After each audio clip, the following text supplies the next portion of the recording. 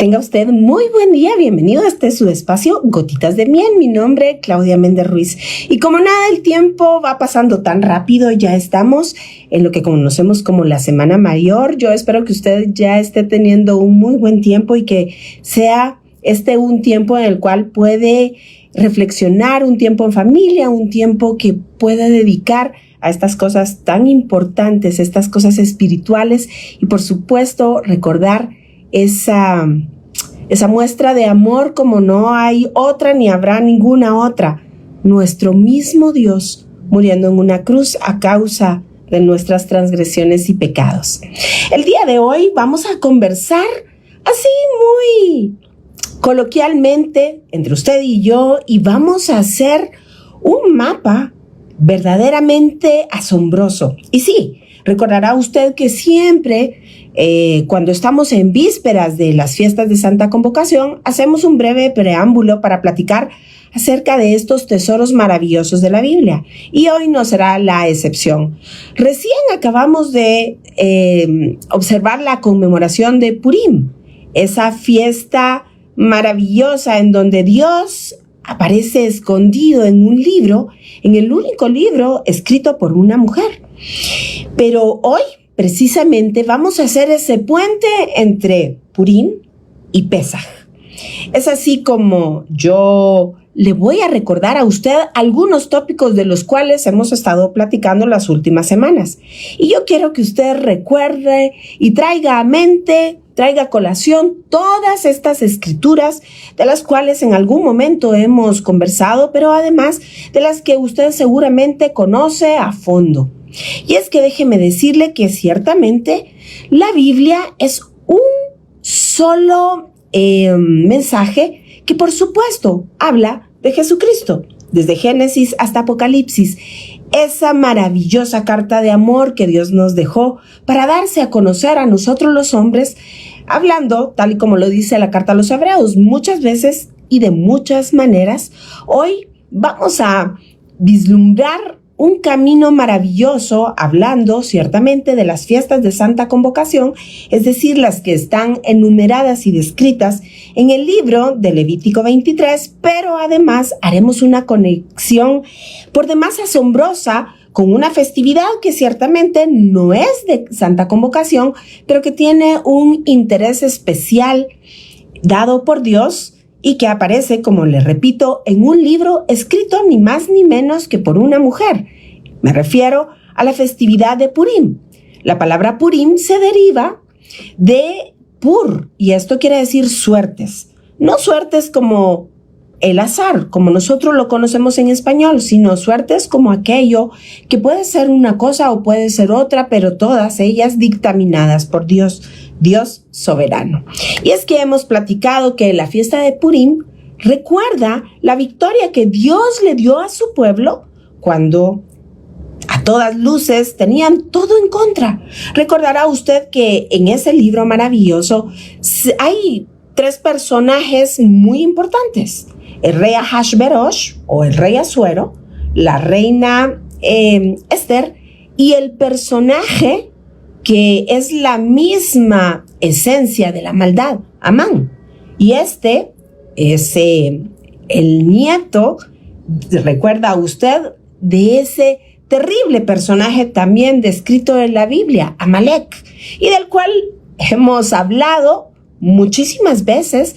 Y sabemos que esta esencia del mal, déjenme saludar por favor a mi queridísima hermana Esther aquí. Pastora, un abrazo muy fuerte para ustedes. Gracias por estar con nosotros. Y déjenme continuar entonces con el relato. Hemos visto que en el libro de Éxodo aparece este nombre, Amalek, como la personificación del mal. Y claramente en ese pasaje bíblico se nos describe a Amalek como este personaje ciertamente de un linaje que va en contra del pueblo de Israel, pero como usted y yo hemos comprendido, hasta el día de hoy, tal y como ahí mismo se menciona, irá en contra del pueblo de Israel por lo que representa, por la palabra y por ser el Mesías.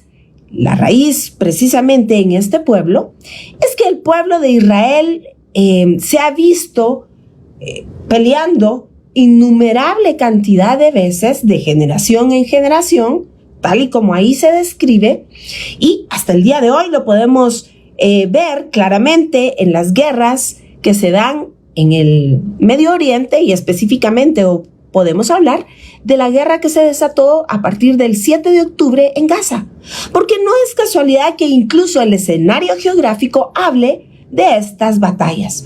Pero el día de hoy, y siguiendo este orden de ideas, sabemos que en el reino de Shushan, siendo el rey Ahasverosh el rey que gobernaba, en su tercer año, recuerda usted que celebra una fiesta, lo sucedido con la entonces reina Vashti, y empieza entonces, a raíz de esta situación, el rey a buscar reina. Por 4 años busca una reina y es hasta en el año 7º que encuentra ni más ni menos que a Esther. Es importante recordar que Esther quiere decir o se deriva de la palabra oculto, mustar.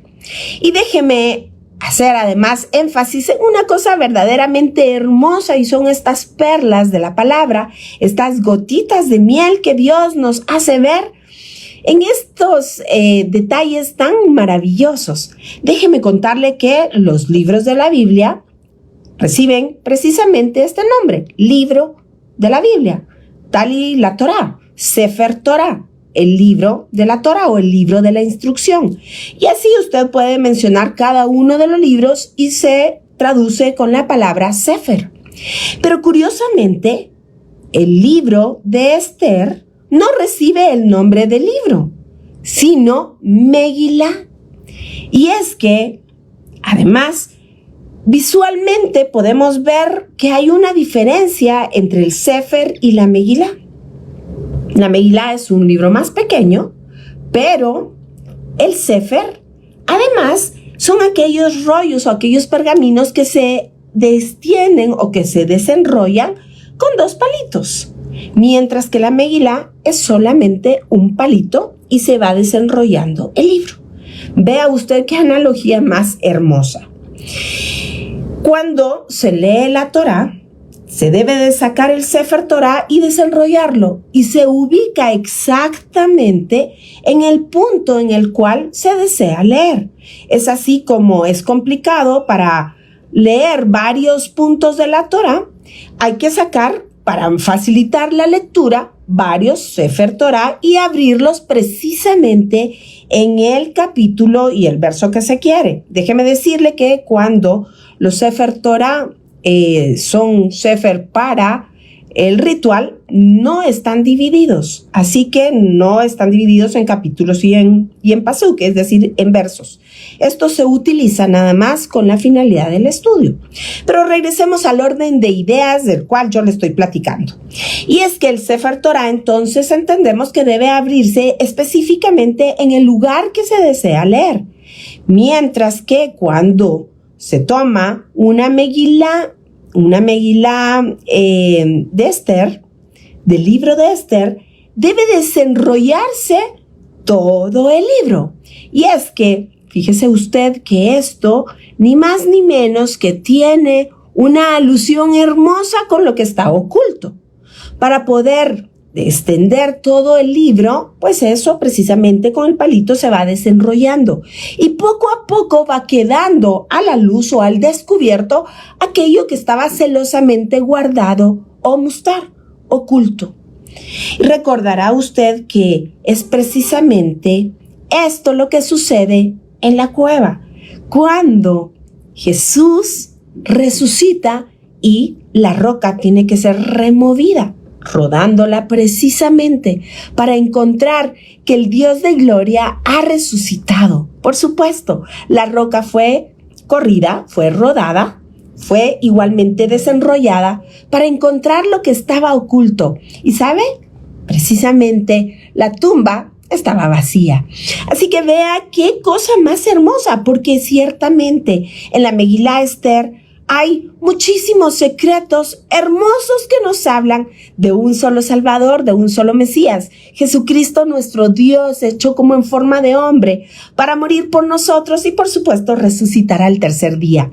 Y es que esto además trae con ello un recordatorio muy importante. Y es aquí cuando vamos a empezar a hacer estos links que unen la festividad de Purim con la próxima siguiente, que es la de Pesaj, ni más ni menos Pascua, que estamos muy prontos ya a celebrar. Déjeme decirle que 7 son las festividades o fiestas de Santa Convocación que están descritas en el libro de Levítico 23. Estas son los Shabbatón o fiestas altas, los Shabbats altos. Estos Shabbats no deben precisamente celebrarse única y exclusivamente en el 7º día de la semana, tal y como ocurre con el Shabbat semanal o el Shabbat de la creación. Los Shabbatones pueden conmemorarse en cualquier momento de la semana de acuerdo a cómo caiga según el calendario lunisolar, que es el calendario bíblico. Siendo estas fiestas 7, precisamente Pesaj o Pascua, luego los panes sin levadura, luego Bikurim o primicia de los primeros frutos. Inmediatamente después, en verano, se conmemora la fiesta de Shavuot, semanas o Pentecostés.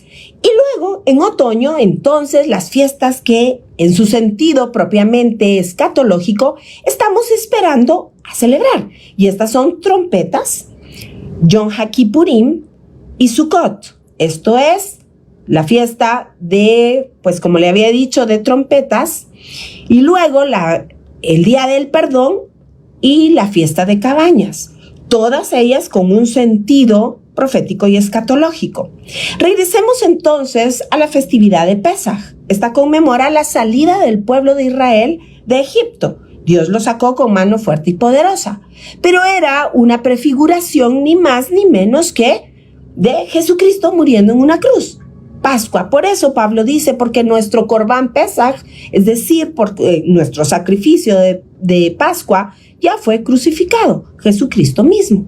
Luego, la festividad de Hamatzot o panes sin levadura, 3 días, nuestro Señor estuvo en el vientre de la tierra, tal y como Él lo anunció. Así como lo anunció el profeta Jonás, así 3 días serán necesarios que el Hijo del Hombre permanezca en el vientre de la tierra, pero al tercer día Él resucitará. La fiesta de Bikurim, primicia de los primeros frutos.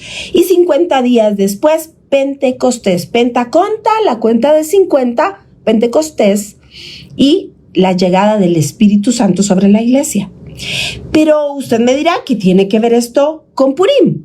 Pues ni más ni menos. Déjeme recordarle que en el libro Megilá Esther, la reina se entera que su primo o su tío Mardoqueo ha raído sus vestidos y está envuelto en cilicio y ceniza. Esto le llama la atención y la reina le manda a regalar ropa. Pero cuando le explican a la reina la situación delicada en la que está el pueblo de Israel, a punto de morir, a punto de ser raído de sobre la faz de la tierra, un exterminio, recordará usted que ella entonces toma cartas en el asunto. Y déjeme decirle que todo, absolutamente todo, lo que está descrito en el libro de Esther, como ella llega a tocar el cetro del rey, cómo el rey extiende el cetro, todo esto tiene una prefiguración, por supuesto, allá en Egipto. Recordará usted cuando Moisés tenía un báculo y tocaba, ya fuese con la cabeza del báculo, hablando de misericordia, debo decirle, cuando es con la cabeza habla de juicio y cuando es con la punta, el extremo opuesto, habla de misericordia. Déjeme decirle que hay ahí también una alusión que nos apunta cuando la reina Esther entra al mismo lugar del trono sin haber sido llamada y toca el báculo porque el rey se lo extiende. Estamos viendo un libro que habla de misericordia, pero también habla de juicio para aquellos que se han ido en contra del pueblo de Israel. Y esto como una prefiguración, por supuesto que también podemos ir al libro de Apocalipsis, y yo le sugiero que usted vea precisamente los capítulos 20 y 21 y podrá encontrar ahí los rasgos del libro de Esther. Pero hoy quiero hacerle a usted alusión de esos 3 días que la reina Esther mandó hacer ayuno. El día de hoy se acostumbra que el pueblo judío hace este ayuno a partir del día 13 de Adar. Pero déjeme contarle que los sabios explican que en su momento este ayuno fue ni más ni menos que en el mes de Nisan, es decir, el mismo mes en donde se celebra esta festividad de Pascua o Pesaj. Y es que explican ellos que estos 3 días se llevaron a cabo en la víspera de Pesaj. Recordará usted que el Evangelio, y de esto estaremos hablando las próximas semanas, nos explican que Jesús, ni más ni menos, celebró aquella cena de la cual se habla como la última cena en la víspera de Pesaj.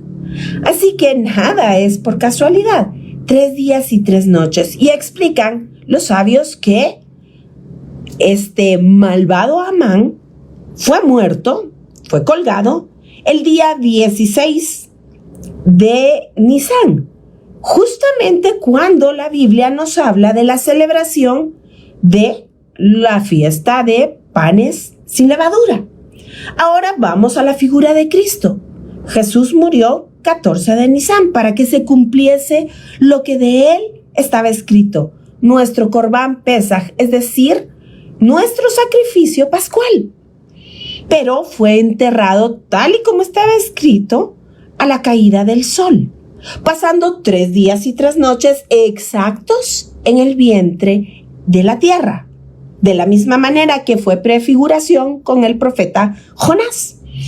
Y resucitó al 3er día, tal y como estaba escrito. ¿Por qué le hago a usted alusión a todas estas fechas? Porque la Biblia dice que todo cuanto está escrito es para que le reconozcamos que Él es el Mesías, que Él es Dios muriendo a causa nuestra. Es así como entonces los sabios explican que el ayuno se terminó, Tahanit Esther, se terminó precisamente el día 16. Justamente coincidiendo con la prefiguración que estaba anunciada, Cristo Jesús. Déjeme decirle que Él, nos explica Pablo, derrotó en la cruz a toda entidad, a todo principado, clavándolo y dándole ahí fin.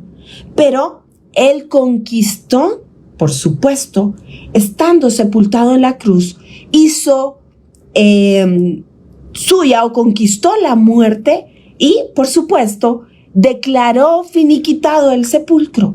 Esto hablando en un sentido propiamente trascendental, un sentido escatológico. Y mire usted cómo coinciden entonces las festividades. En Purim se ayuna para luego comer.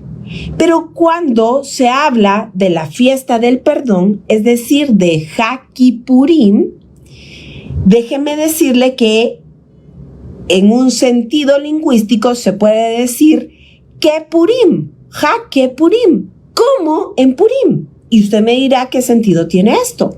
Si en la festividad de Purim es una festividad de fiesta, es una festividad de comida, es una festividad de alegría, mientras que en Kippur o Kippurim es una festividad de mucho recogimiento, en donde casan entonces los sentidos de estas festividades. Pues vea, allá en Purim primero se ayuna para luego comer, mientras que el mandato en Hakipurim, como Purim, que Purim, es al revés. Primero se come para después ayunar. ¿Cuál es el sentido de ambas? Pues déjeme contarle que allá en Hakipurim, como Purim, que Purim, primero se come para luego pedir perdón por todos nuestros pecados y transgresiones. Porque luego viene la festividad que habla del reino milenial y habla de la eternidad. Sukkot, 7 días de Sukkot, habla del milenio. Y posteriormente, el 8º día, habla de la eternidad. Así que previo a esa eternidad, el pueblo de Israel pide perdón. Pero allá en Purim, el sentido es distinto. La idea es alcanzar lo que ya se alcanzó por nosotros. Y entiéndame usted en este sentido profético y escatológico. Por supuesto, allá ya no hay más que pedir perdón. Ya se pidió perdón y se entra a la festividad. Y para esto yo le sugeriría que pueda leer esa prefiguración en los últimos capítulos en los últimos versos del capítulo 8 de Esther. Usted verá ahí cómo el rey se levanta vestido de gloria. Ese rey que luego va a conquistar en el capítulo 9 a los enemigos del pueblo de Israel. Por supuesto, debemos entender todo esto que yo le estoy comentando a usted ahora en este sentido profético y escatológico. Y debemos quitar el nombre de rey y poner el nombre entonces de Jesucristo, porque precisamente la imagen que nos están explicando allá en Kippur y allá en Purim es exactamente la misma, tal y como dice la palabra de Dios allá en Hebreos. Muchas veces y de muchas maneras el Señor se encarga de hacernos entender. El sacrificio es uno solo, Dios es uno solo y su palabra es una sola. No cambia. Usted me dirá, el Dios allá del Antiguo Testamento era un Dios terrible, temible, que mandaba exterminar a todos sus enemigos. En cambio, el Dios del Nuevo Testamento es otro. Déjeme decirle que esta es una de las mentiras que se nos ha vendido. Debemos de entender el sentido de las Escrituras. Y cuando se nos habla ya en el Antiguo Testamento de este Dios que ha mandado a exterminar a sus enemigos, está hablando precisamente del mismo Dios que va a exterminar a sus enemigos allá en Apocalipsis. Solo que las prefiguraciones son distintas. La explicación que Dios nos está dando está utilizando diferentes elementos, diferentes historias y diferentes personajes. Pero la historia es exactamente la misma. Jesucristo venciendo en la cruz del Calvario y dándonos redención a causa de sus méritos, a causa de quién es Él. Así déjeme decirle que esta alusión al terrible Amán se encuentra desde Génesis, y es que usted podrá ir al capítulo 3 de este libro y encontrará de una manera figurativa que Amán podría mencionarse la serpiente, el rey Ahasverosh, Adán, y la reina Esther, ni más ni menos que Eva. Y lo curioso es que fíjese que si nos pasamos al capítulo 3 del libro de Génesis, recordará usted la escena. Adán y Eva pecan y comen del fruto del árbol del cual no podían comer. Ellos podían comer constantemente de cualquier árbol, de frutos de cualquier árbol del huerto. Y sobre todo debían comer del árbol de la vida. Pero hicieron todo lo contrario y se fueron a comer, ni más ni menos. Así es exactamente, estimado Abraham Chávez, así como usted dice, cuando se menciona al rey en Megilá Esther, está hablando del Rey de Reyes, efectivamente, así es. Pues le decía que además, entonces debemos entender que estas prefiguraciones nos hablan de la misma historia. Y regresando al punto que quería tocar en Génesis, cuando el hombre peca, comen del fruto, desobedecen a Dios, Dios desciende y le dice al hombre: Ayeka, ¿qué has hecho? ¿Dónde estás? Y el hombre, usted sabe, Adán corre a esconderse. Y en el siguiente verso Dios le dice: ¿acaso has comido? ¿Usted cree que Dios no sabía? Por supuesto que Dios sabía qué había hecho el hombre y sabía dónde estaba. Pero la pregunta es, ¿acaso? Esta pregunta debemos entenderla en un sentido más alto o en un sentido profético. La palabra que se utiliza ahí es ¿acaso? Quiere decir Hamim. Y esto puede leerse ni más ni menos que Hamam, exactamente hablando de Amam. Descendiente de Amalek, que sabemos que está precisamente en contra de Jesucristo y su palabra. ¿Y qué fue lo que sucedió allá en Génesis? Sino tergiversar la palabra de Dios, tal y como vimos cuando Jesús estaba esos 40 días en el desierto y llega el tentador y trata de tentarlo, ni más ni menos que con el Salmo 91. Usted puede revisar, puede irse al Evangelio y luego al Salmo 91 y verá que lo único que hizo este mentiroso es quitar unas cuantas palabras. Eso fue lo que hizo en Génesis, porque no sabe hacer ninguna otra cosa más que robar, matar y destruir. ¿Por qué? Porque déjeme decirle que toda la Biblia habla de una sola historia, y es nuestra historia de salvación gracias a los méritos de nuestro Mesías, de Jesucristo mismo, Dios mismo, que decidió tomar forma como de hombre para morir y morir en una cruz. Así que usted puede ver que absolutamente toda la historia es una misma, y los vínculos, el puente entre Purim, que acabamos de celebrar, con Nisan y por supuesto las festividades altas, Pesach, Hamatzot y Bikurim, son directas y exactas. Las referencias, 3 días, ayuno, nuestro Salvador en el vientre de la tierra, 3 días. Por supuesto, mi amada Karincita, saludos para ti. Muchas gracias a cada uno de ustedes que está atento a nuestras transmisiones y nuestros estudios. Mi querida Vicky, un abrazo para ti, qué alegre verte por aquí.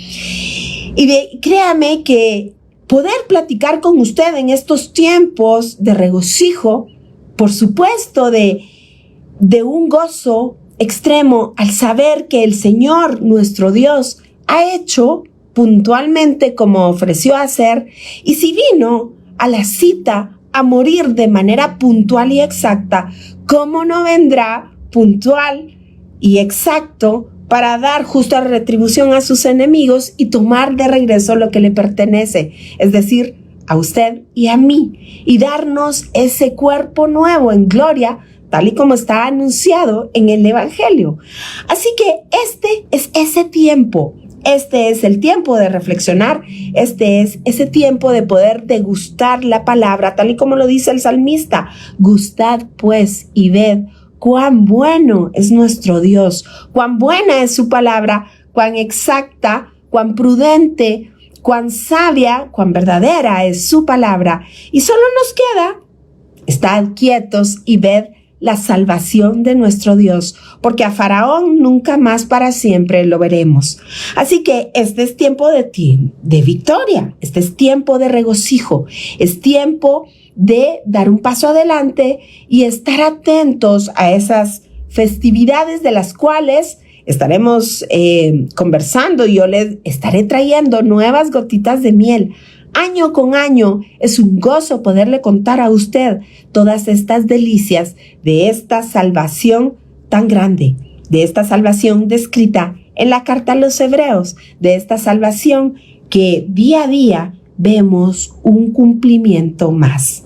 Así que se nos ha pasado nuevamente el tiempo de esta semana en el cual compartimos esas maravillosas buenas noticias de salvación con usted, y mi invitación es para que no se mueva, quédese por favor en la buena compañía de Vea Canal. Yo lo espero la próxima semana, misma hora, mismo canal. Por favor, déjenos ahí su like. Si nos está viendo a través de nuestras redes sociales, por favor comparta, por favor háganos saber de sus intereses, de sus dudas, por favor, de todas sus inquietudes, que para nosotros es un verdadero regocijo saber de usted. Que el Señor le bendiga, que el Señor le guarde, que el Señor haga resplandecer su rostro sobre usted, que Él alce su rostro sobre usted, sobre toda su familia y ponga en usted paz. Nos vemos la próxima semana. Como le repito, misma hora, mismo canal, por supuesto, solo a través de Vea Canal. Nos vemos.